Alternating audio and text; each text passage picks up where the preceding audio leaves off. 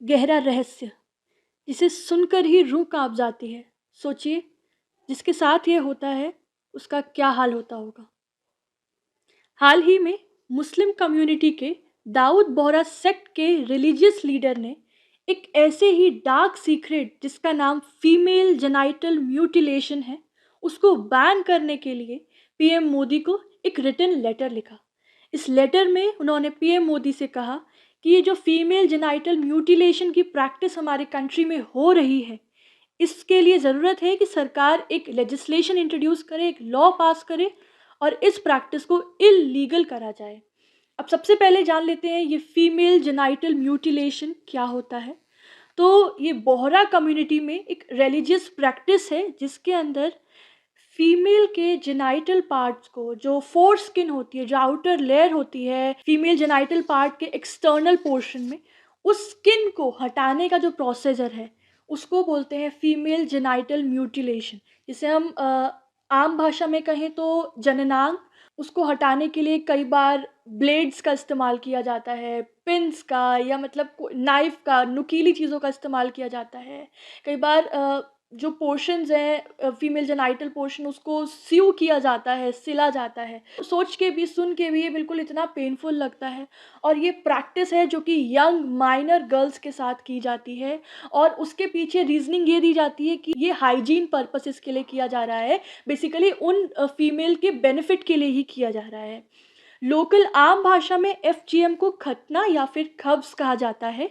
एक महिला होती है इन्हीं के समाज की जो कि ट्रेडिशनली ये काम करती है, जिनको मुल्लानी कहा जाता है, जो कि एक बहुत ही प्राइवेट तरीके से किया जाता है on a girls around the age of 6, 7 और 8 ईयर्स।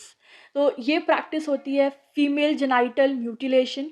और इसी को बैन करने की बात कहते हुए रिलीजियस लीडर ने पीएम मोदी को एक लेटर लिखा। And in his letter the attention towards this immoral practice of खब्स, जिसको क्लाइटोरल डिहूडिंग भी कहा जाता है, कि ये उन गर्ल्स की बिना कंसेंट के किया जाता है। ये जो प्रैक्टिस है ये बेहद अनसेफ, अनहाइजीनिक और अनसैनिटरी कंडीशन में की जाती है, बिना उन बच्चियों की, बिना उन गर्ल्स की कंसेंट लिए। एंड इससे बहुत सारे हेल्थ इश्यूज, मेडिकल कॉम्प्लिकेशंस आते हैं, साथ साथ एक मेंटल ट्रॉमा कॉज करती है ये प्रैक्टिस, जो कि जिसके साथ ये किया जाता है वो लाइफ टाइम उस पेन को फील कर सकते हैं।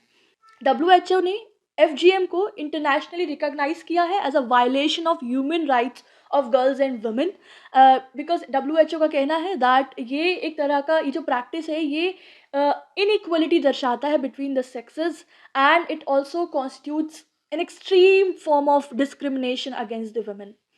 और ये अधिकतम यंग गर्ल्स, बिल्कुल जो माइनर गर्ल्स होती हैं उनके साथ किया जाता है, जो कि अकॉर्डिंग टू डब्ल्यूएचओ ये जो प्रैक्टिस है it is violative of a person's right to health, right to be secured, right to a physical integrity, right to be free from any torture, any cruelty, any inhuman or degrading treatment, and most above all the right to life.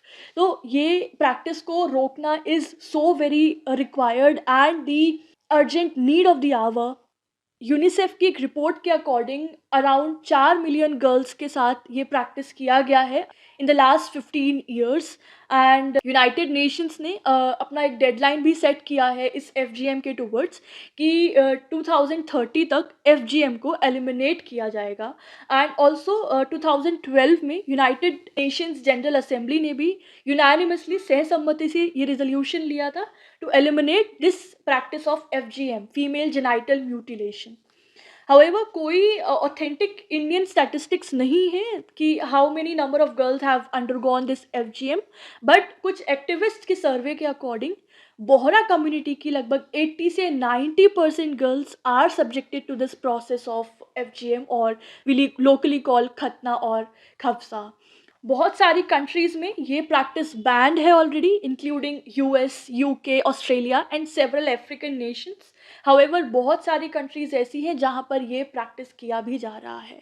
FGM या खतना एक secret की तरह रखा गया है, but अब females आगे आ रही हैं as they get to know about their rights, they choose to speak out and they create awareness about the same. India की सिचुएशन की बात करें तो ना ही आईपीसी में ना ही पॉक्सो में ऐसा कोई स्पेसिफिक प्रोविजन है जो एफजीएम से डील करता हो. That is why the tradition has prevailed for decades. But now this is the utmost need of the hour that we need a specific law in India जो कि FGM को criminalize करे and deal करे. ये जो practice है, जो भी लोग इसको प्रोपोगेट करते हैं, सपोर्ट करते हैं, उनके अगेंस्ट एक्शन के टुवर्ड्स प्रोविजंस रिक्वायर्ड है. There is also a need to legally define. ये भी ज़रूरत है कि एक सर्टेन प्रोविजन के थ्रू इन शब्द को भी लीगली डिफाइन किया जाए. हमारी कंट्री में 2015 में एक रिट पिटीशन फाइल की गई थी सुप्रीम कोर्ट में calling it for a ban over it's practice कि इस प्रैक्टिस के ऊपर बैन लगाया जाए. हाउएवर कोर्ट ने इस मैटर को एक लार्जर कॉन्स्टिट्यूशनल बेंच को रेफर करा which is yet to be heard. अभी ये मैटर पेंडिंग है, अभी इसको सुना जाना बाकी है. सो इसके पीछे एक और रीजनिंग जो इस प्रैक्टिस को सपोर्ट करते हैं वो लोग देते हैं कि सो दैट जो फीमेल है वो मैरिटल ऑब्लिगेशंस से दूर रहे, stay away from that marital obligations, और उनको किसी भी तरीके की सेक्सुअल डिज़ायर जनरेट करने से रोकना. बट एफजीएम अगर हम उनकी विमेन की हेल्थ, विमेन की सेफ्टी, विमेन की फिजिकल इंटीग्रिटी की बात करें तो उसके अगेंस्ट है. ये उनकी लाइफ एंड पर्सनल लिबर्टी को कर्टेल कर रहा है, इंडेंजर कर रहा है. जैसे कि K S Puttaswamy versus union of India के केस में कोर्ट ने कहा था that right to privacy, right to life and personal liberty का पार्ट है and which is covered under article 21 of Indian constitution. Puttaswamy वाले केस में सुप्रीम कोर्ट ने कहा कि राइट टू प्रिवेसी के अंदर एक पर्सन का सेक्सुअल ऑटोनॉमी, रिप्रोडक्टिव ऑटोनॉमी भी इंक्लूड हो रहा है. तो जब हम एक बच्चे को, एक माइनर गर्ल को इस तरह की प्रैक्टिस में सब्जेक्टेड करते हैं जिसके बारे में उसको जानकारी भी नहीं है, she is not aware of the same, उसकी कॉन्सेंट नहीं ली जा रही है, so here we can say that उसका सेक्सुअल और रिप्रोडक्टिव चॉइस को कर्टेल किया जा रहा है, वो वॉयलेट हो रहा है. So accordingly, it becomes very clear there is no way FGM can be read within the scope of Article 25 or 26 of Indian Constitution.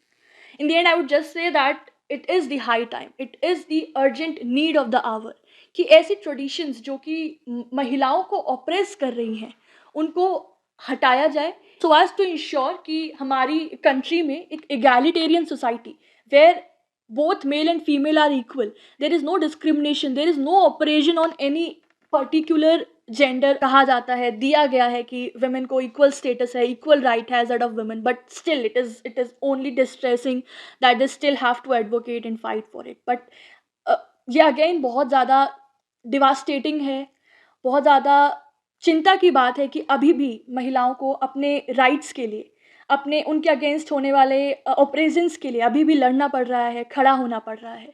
So we really need to think upon the same. तो ये था आज का concept. FGM क्या है, कैसे ये अभी चर्चा में है, क्या स्थिति है. आई होप आप लोगों को समझ आ गया होगा. आप लोग अपने विचार ज़रूर हमें कमेंट सेक्शन में लिख कर बताएं. ऐसी और वीडियो को देखने के लिए चैनल को सब्सक्राइब करना ना भूलें. Thank you so much.